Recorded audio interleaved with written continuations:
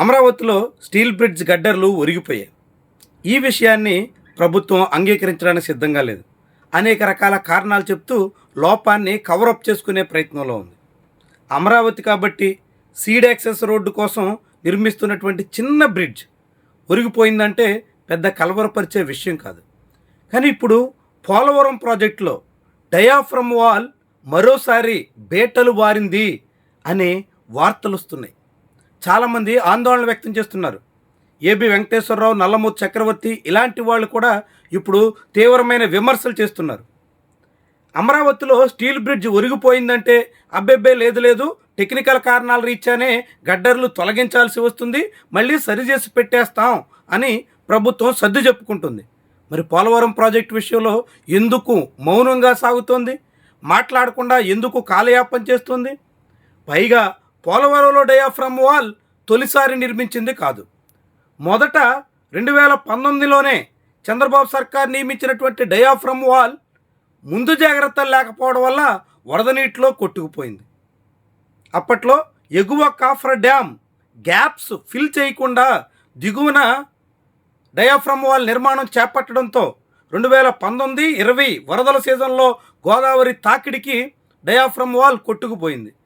దాని కారణంగా అప్పట్లో 450 కోట్ల రూపాయలతో నిర్మించిన డయాఫ్రమ్ వాల్కి ఇప్పుడు అదనంగా రెట్టింపు మొత్తాన్ని ఖర్చు చేసి 1000 కోట్ల రూపాయలు సుమారుగా డయాఫ్రమ్ వాల్ కోసం ఖర్చు చేశారు.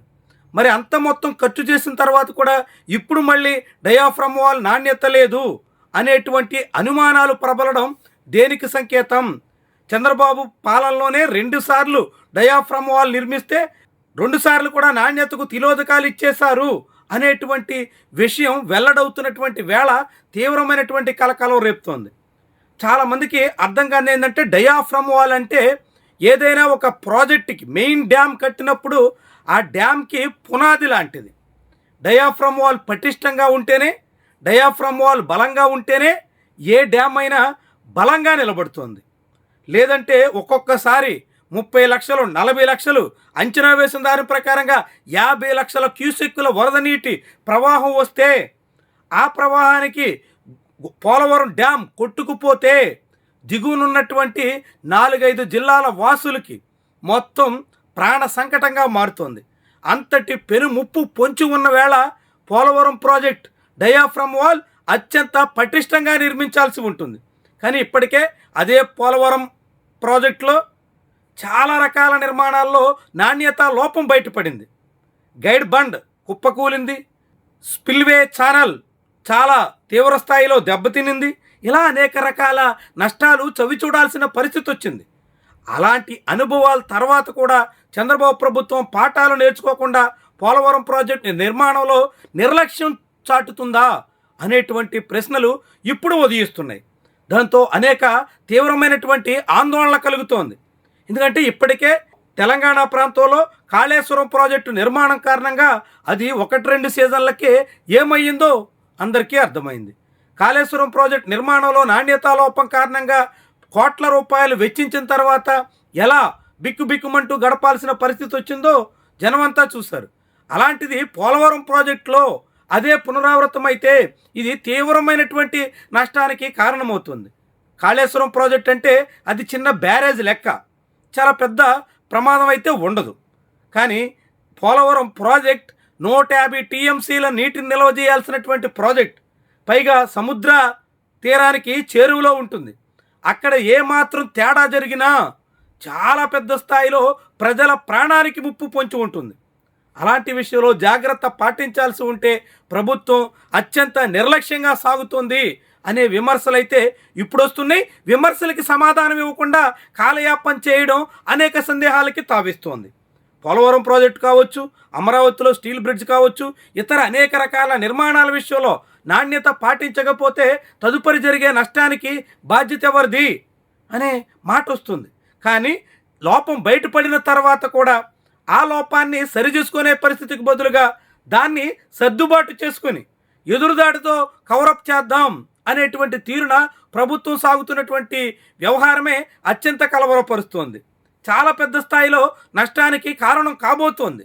పోలవరం ప్రాజెక్టులో ఇప్పటికే పలు రకాల సమస్యలు ఉత్పన్నమయ్యాయి. ఇప్పుడు మళ్ళీ రెండోసారి డయాఫ్రమ్ వాల్ దెబ్బతినింది అనే మాట వినిపిస్తున్నటువంటి తరుణంలో దాని మీద సమర్థవంతమైనటువంటి చర్యలు తీసుకోకపోతే చాలా పెద్ద స్థాయిలో చిక్కులు వస్తాయి.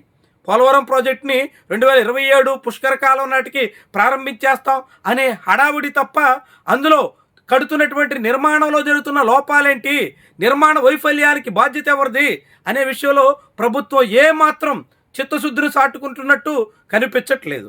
దాని మీద పర్యవేక్షణ లోపం చాలా పెద్ద స్థాయిలో కనిపిస్తోంది. దీనంతటికీ ప్రభుత్వం బాధ్యత వహించాల్సి ఉంటుంది.